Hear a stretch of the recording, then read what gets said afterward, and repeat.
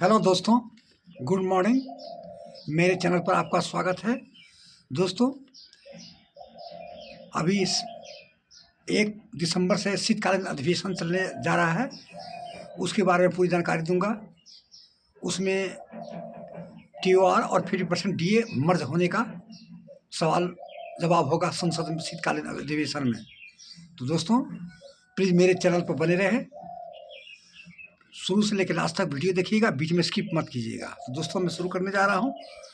TOR और 50% DA मर्ज पर सवाल सरकार से सवाल किया जाएगा और संसद के शीतकालीन सत्र में होगा जवाब। इस पर सारी पूरा विश्लेषण करूंगा और जानकारी दूंगा। तो प्लीज़ आप मेरे चैनल पर बने रहेंगे। यदि अच्छा लगा तो वीडियो को लाइक कीजिएगा और चैनल को सब्सक्राइब कीजिएगा। तो दोस्तों, ये आज से नहीं, कम से कम 1-1.5-2 साल पहले भी एनसीजेसीएम के श्री गोपाल मिश्रा जी बोले थे कि जैसे ही 50% डीए होगा वैसे ही डीए में बेसिक पे में मर्ज कर दिया जाएगा। लेकिन सरकार एक भी बात नहीं सुनी, पत्र लिखते गया। तो दोस्तों, अब ये शीतकालीन अधिवेशन 1 दिसंबर से चल रहा है, उसमें ये मांग उठेगी, सरकारों से सवाल जवाब किया जाएगा। आनंद भदौरिया सांसद लोकसभा और राज्यसभा दोनों में सवाल करेंगे, जिसमें पूछा जाएगा कि टीओआर में जो खामियां हैं, जो टीओआर जो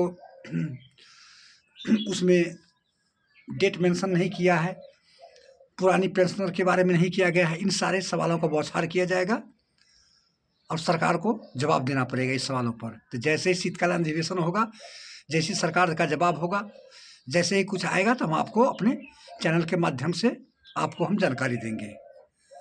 तो दोस्तों, इसमें सरकार डीए जो मर्ज का है, यदि 50% डीए मर्ज कर देता है तो उसमें क्या फ़ायदा होगा हमको,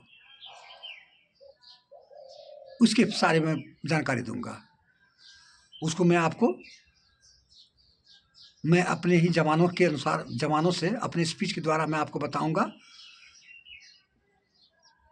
कि यदि 50% डीए मर्ज कर दिया जाएगा तो मानकर चलिए कि जिसका बेसिक पे मिनिमम क्लास 1 का 18,000 रुपया बेसिक पे है, तो 50% डीए मर्ज हो जाने पर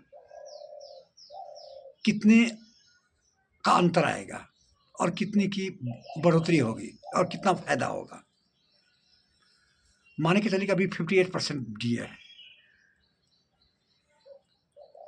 तो 58% में आपको 18,000 जिसका मिनिमम पे है, 58% से हो जाता है 10,440। 10,440 हो जाता है डीए 58% से, और उसमें 18,000 आप जोड़ दीजिए तो लगभग 28,440 होता है। अब मैं आपको बता रहा हूं कि यदि डीए 8% का, यदि 18,000 है और 50% मर्ज कर देगा, 18,000 प्लस 9,000 जोड़ दीजिए, 9,000 50% डीए हुआ तो कितना हो गया, 27,000 हो गया। अब उस 27,000 पर 8% जो 50% डीए मर्ज करेगा, तो उस 27,000 पर डीए 8% लगेगा, नहीं तो 18,000 पर लगता। यही अंतर है। अब 27,000 पर बेसिक पे में मर्ज हो जाएगा, तो 27,000 पर 8% मर्ज बढ़ोतरी यदि होती है, 8% डीए यदि बढ़ोतरी की जाएगी, अभी 58% है और 2% अभी हो जाएगी 60%, तो 8% बढ़ोतरी होने पर क्या होता है, 2160 होता है। 27,000 का 8% क्या होता है, 2160। अब उस 27,000 में 2160 आप जोड़ दीजिए तो कितना हो गया, 29,160 रुपया होता है। और इसमें क्या होता है, 28,440 होता है। जो 58% 18,000 पर किए हैं तो उसमें 28,440 होता है, और यदि डीए मर्ज कर देता है, उस पर 8% लगाता है तो 29,160। अब 29,160 रुपया माइनस 28,440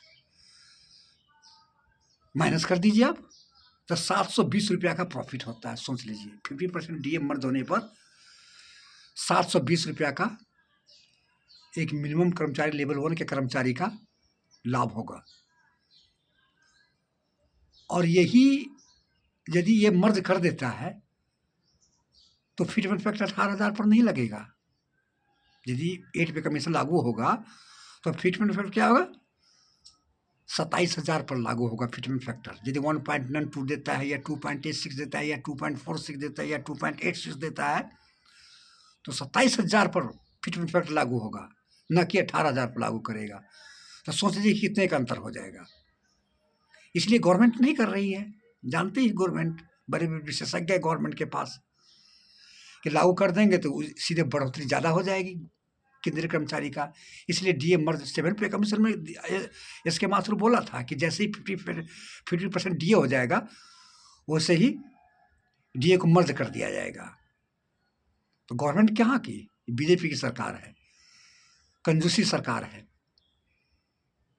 ये नहीं चाहती है कि हम प्रॉफिट दें कर्मचारी को, वो तो शोषण करने के लिए कैसे हम ऐसे करें। जब डीए में कंजूसी किया है, 7 पे कमीशन में डीए 125% था और 7 पे कमीशन में जब बैठा था तो 125% डीए। अब 8 पे कमीशन बैठा है तो कितना है, 7%। 7वां वेतन आयोग के अनुसार हमारा डीए कितना हुआ, 58%, 2% बढ़ेगा, 60% हो जाएगा। कितना है, सीधे डबल का फर्क था।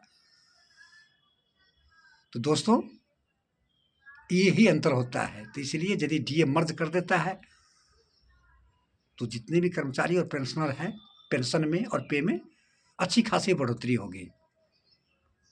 लेकिन मेरे को अनुमान लग नहीं रहा है कि ये 50% डीए मर्ज चले। भले संसद में, लोकसभा, राज्यसभा में मांग करे, लेकिन मेरे को कम उम्मीद है। करना रहता कर देता। अब सीधे डायरेक्ट क्या करेगा मालूम है आपको, जैसे 8वां वेतन आयोग का यदि 2027 में यदि होता है तो डीए बढ़ते रहेगा, डीए बंद नहीं होगा। ओ डीओ को बी बेसिक पे मर्ज करके उस पर फिटमेंट फैक्टर दे देगा। गवर्नमेंट की ये चाल है।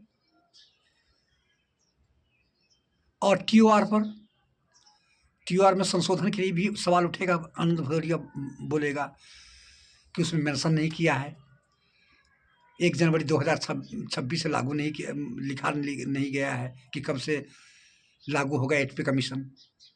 और 69 लाख पेंशनर्स के बारे में नहीं लिखा गया है, अनफंडेबल लिखा हुआ है। तो दोस्तों ये थी जानकारी। अब ये सवालों का जवाब होगा, बौछार होगा, लोकसभा राज्यसभा में चलते रहेगा। सरकार डिने करती रहेगी, मना करती रहेगी, या जो भी होगा। सरकार अपने मन से काम करती है, चाहे लोकसभा हो या राज्यसभा हो, चाहे शीतकालीन अधिवेशन हो। बहस होने पर भी सरकार के ऊपर कोई इफेक्ट, कोई प्रभाव नहीं पड़ने वाला है। मैं आपको सही जानकारी दे रहा हूँ। इसलिए दोस्तों यदि अच्छा लगा कमेंट कीजिएगा, लाइक कीजिएगा, सब्सक्राइब कीजिएगा। जय हिंद, जय भारत, थैंक यू।